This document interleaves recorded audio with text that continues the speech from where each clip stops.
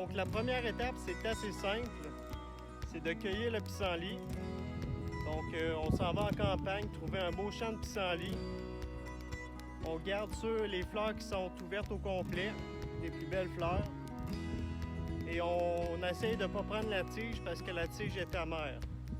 Puis ensuite, si on veut, on peut même enlever le dessous vert pour garder simplement les petites fleurs. De retour après 4h30 de cueillette de pissenlit. Donc j'ai une belle chaudière assez pleine de pissenlit ici, une grosse chaudière de 23 litres.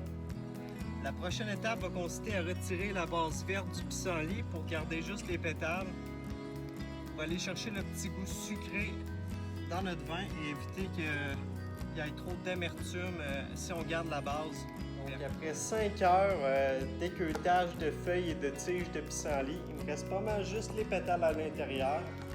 On est prêt à faire bouillir l'eau et à incorporer nos pissenlits à l'intérieur. Mais avant ça, il faut savoir que pour 16 tasses de pissenlit, on peut mettre 4 litres d'eau. C'est vraiment ça qui va déterminer combien de litres qu'on peut mettre dans notre tourie ensuite. Donc, on fait bouillir l'eau, puis on calcule le nombre de tasses de pissenlit. On prend une tasse à mesurer. Et on sait que pour 16 tasses de pissenlit, on a 4 litres d'eau. Ici, j'ai déjà 16 tasses de pissenlit, donc je continue. Je vais arriver à 8 litres d'eau.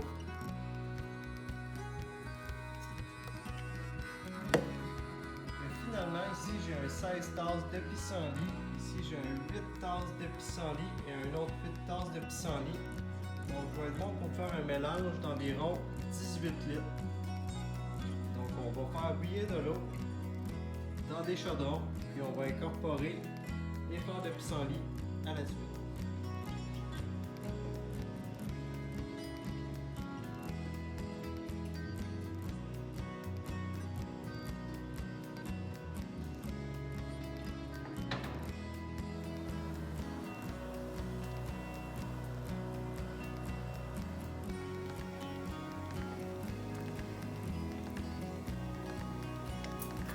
Au final, on a ici mes deux chaudrons avec 8 litres d'eau chaque et 32 tasses de fleurs de pissenlit dans chaque pot.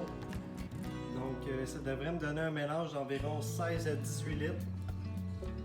Puis pour le restant de la journée, on a juste à rajouter le capuchon, attendre que ça refroidisse un petit peu, mélanger dans 5 minutes, puis aller placer ça dans le garde-robe pour la nuit. Bon matin! Donc aujourd'hui, on est rendu le jour 2 de la préparation de vin de pissenlit fait maison. J'ai laissé reposer toute la nuit et le chaudron est encore chaud. Donc qu'est-ce qu'on peut faire? C'est prendre une spatule, s'assurer encore de bien brasser les pissenlits qu'on va laisser reposer toute la journée. Puis ensuite, ce soir, on va être rendu à la prochaine étape. Donc on va désinfecter notre tourie de base ou notre contenant de base. Donc on va voir ça ce soir. On s'assure qu'on a vraiment tous les ingrédients qu'il faut pour faire le mélange dans le jus de pissenlit plus tard. Donc moi ici, je vais utiliser des raisins secs, du sucre biologique que j'ai pris, du miel biologique. On a besoin de gingembre aussi pour rajouter du goût. On a besoin aussi de rajouter des fruits, donc 4 à 5 citrons ou 6 à 8 oranges. Vraiment pour aller rajouter du goût, mais aussi pour élever la teneur en alcool parce que présentement il y a du sucre dans notre mélange de vin de pissenlit, mais il n'y en a pas assez, donc on rajoute vraiment des sucres de fruits pour aller chercher la teneur en alcool qu'on veut. Donc ça va être vraiment la prochaine étape de couper tous les fruits qu'on a, puis enlever la pleure aussi, parce que la pleure c'est assez amer, surtout citron et orange. Donc on va enlever la pleure, on va le couper en tranches, puis on va l'intégrer plus tard dans notre mélange. Voici ma technique pour enlever la peau du citron ou de l'orange. On prend une planche à découper bien sûr, un couteau qui coupe bien. Et ça se fait super bien. On peut quand même garder un petit peu de blanc dans la peau. Le principal, c'est vraiment d'enlever la pleure.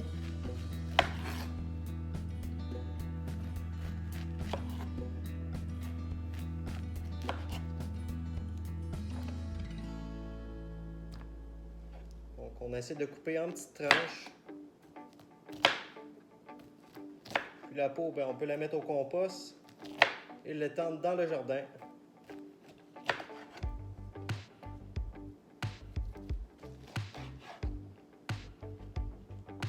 Donc, une fois nos oranges, nos citrons et notre gingembre coupés, on peut mettre un papier, une pellicule par-dessus pour le protéger et le placer au réfrigérateur. Donc, là-dedans, j'ai 7 oranges, 4 citrons et du gingembre. Donc, la prochaine étape, ça va être de nettoyer notre cuve primaire ou notre tourie. Moi, j'utilise une cuve primaire de 23 litres pour 14 jours, puis ensuite, je le transfère dans ma tourie en verre. Donc, j'utilise du chlore pour tuer toutes les bactéries, toutes les germes. On peut mettre 1 à 2 cuillères, donc j'ai déjà mis une cuillère avant.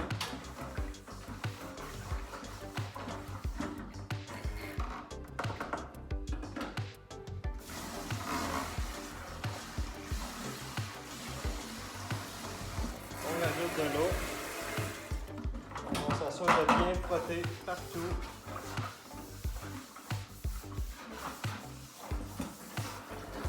Donc, le chlore permet vraiment de tuer toutes les bactéries, les germes, les anciennes levures. On s'assure que ce soit bien propre.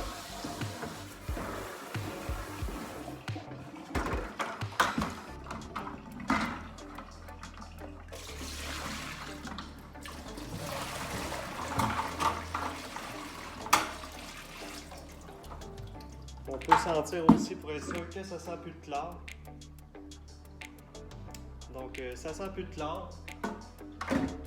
Ensuite, moi, j'utilise du sulfite comme désinfectant. Donc, ça, le sulfite, on n'est pas obligé de le passer à l'eau. On peut tout simplement virer la chaudière de bord puis attendre que ça sèche. Du sulfite, il y en a déjà beaucoup dans le vin.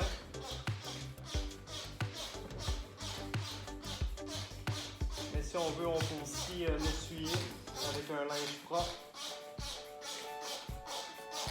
Donc ça va être vraiment désinfecté.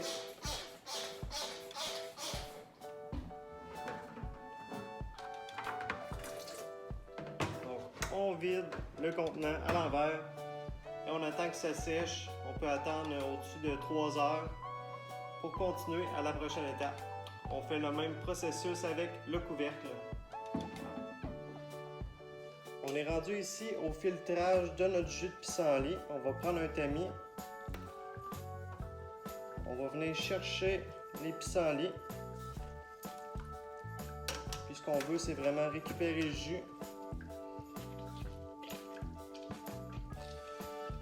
Donc on va presser les pissenlits pour vraiment juste garder le jus.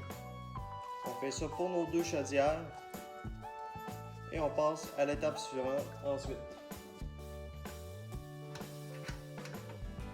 Pour vraiment juste garder le jus, on peut utiliser notre grosse tourie, notre cuve première, prendre un gros tamis, puis pour ce qui reste de pissenlit, on a juste à le verser dans notre cuve.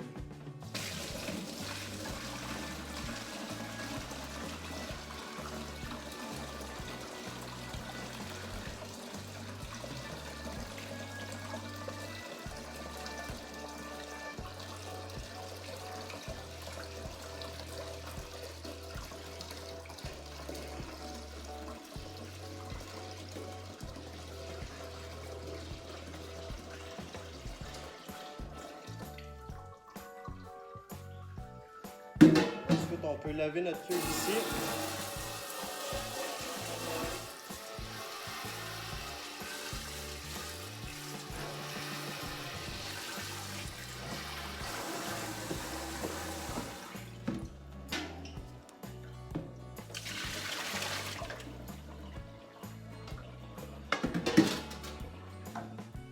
Et on peut retransvider dans notre chaudron.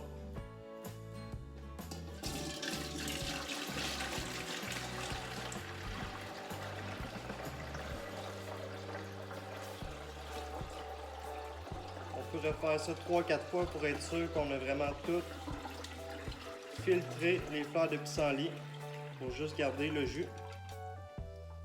Pour finir le filtrage du jus de pissenlit, on a juste à prendre nos chaudrons, prendre un tamis, une nouvelle serviette, et venir verser dans notre cuve primaire.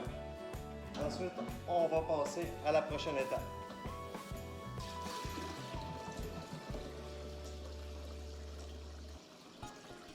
Donc moi dans ma cuve, j'ai environ 18 litres d'eau et notre jus.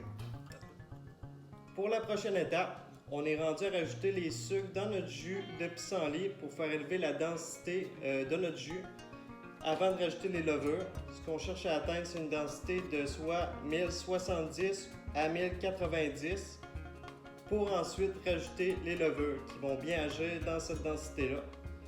Donc on peut commencer. On commence à rajouter les fruits.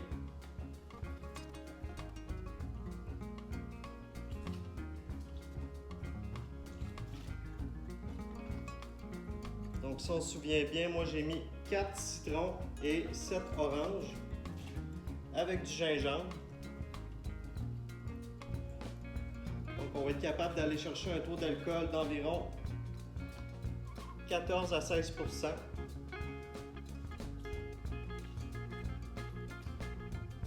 Au départ, avec les fruits, ça ne change pas la densité parce que les fruits, il faut qu'ils se désintègrent avant que le taux d'alcool monte.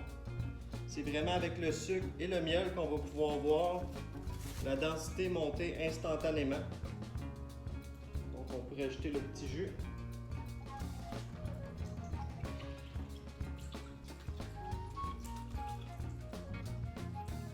Et ensuite, on peut rajouter notre sucre. Moi, j'ai pris du sucre en canne biologique. Ça va être la première fois que j'essaie avec des produits biologiques. On va voir ce que ça donne.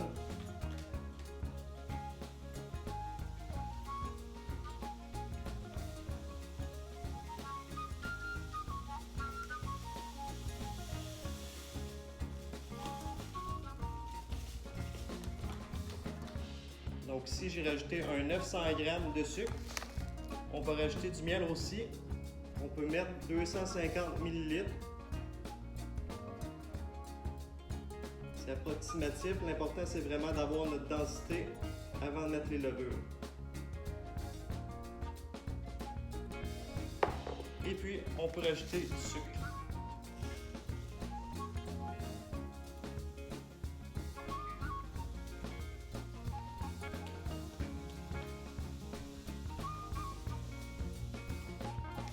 Avant de poursuivre, on va brasser un petit peu notre mélange. On va calculer la densité. S'il en manque, on va rajouter du sucre ou du miel pour aller chercher vraiment notre densité de 1070 à 1090. En rajoutant du sucre et du miel, j'ai réussi à atteindre une densité de 1070. Donc on peut passer à la prochaine étape. On va rajouter nos raisins secs. On aurait pu mettre aussi au départ avec nos fruits, mais c'est pas très grave.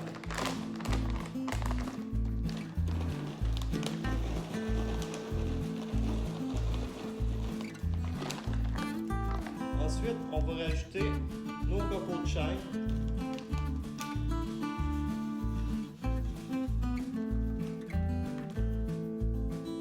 Maintenant, on va brasser un peu.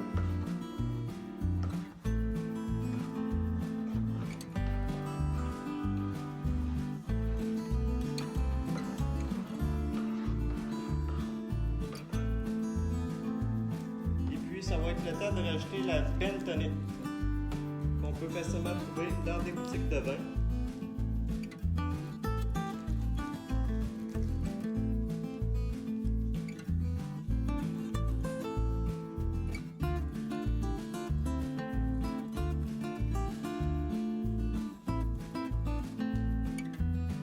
Donc on s'assure de bien brasser. Brasser comme ça un bon 5 minutes de temps. Donc ça, on voit que notre mélange il a monté. Je suis environ rendu avec les sucres et les fruits à 23 litres. Une bonne quantité.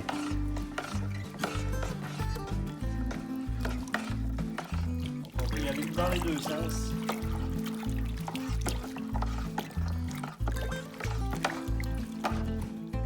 Maintenant qu'on a bien mélangé les ingrédients, on va plonger notre densimètre pour voir si la densité aurait pas monté pendant notre brassage. Donc ce qu'on cherche à atteindre, c'est vraiment une densité de 1070 à 1090.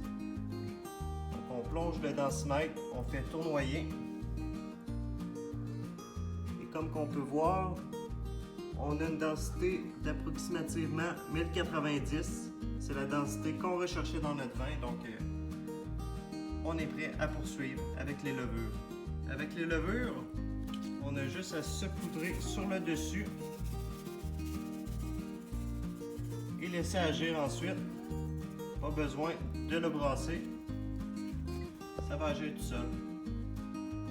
Et voilà, donc le gros du travail est accompli. On laisse agir les levures, on laisse reposer la cuve pour une période de 14 jours. On évite de lever le couvercle. On place la cuve dans une température pièce entre 22 et 25 degrés. Puis dans 14 jours, on va se retrouver pour le processus de dégazage et de clarification de notre vin. On va aussi voir comment on va transférer notre liquide dans la tourie. Donc d'ici là, portez-vous bien, profitez de l'été et je vous souhaite une bonne cueillette de pissenlit. Ça fait 3 jours aujourd'hui qu'on a effectué notre mélange, qu'on a rajouté les levures. Donc aujourd'hui, on peut regarder dans notre cuve, voir si tout se passe bien. Si on approche l'oreille de la cuve, on peut entendre un petit pétillement. Ça, c'est vraiment signe que les levures sont en train d'agir. On va aussi prendre notre densimètre, on va mesurer la densité de notre liquide pour voir si avec les fruits, elle n'aurait pas augmenté ou si elle ne serait pas en train de diminuer tranquillement en changeant les sucres en alcool. On va aussi pouvoir mélanger un petit peu nos ingrédients. On est rendu là. On soulève le couvercle. Ici, on peut entendre un pétillement. On voit que les raisins secs ont vraiment gonflé. On peut voir qu'il n'y a pas de choses anormales, donc de développement de champignons ou de bactéries. Si je plonge mon densimètre, on est censé voir des petites bulles apparaître. Donc c'est très bon signe. Maintenant, on va prendre la densité, voir si elle ne serait pas en train de descendre avec la fermentation des sucres.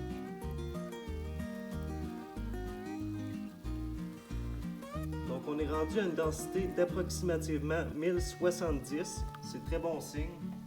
C'est signe que les sucres se transforment en alcool tranquillement. On va prendre notre cuillère après 3 jours et brasser un petit peu notre mélange.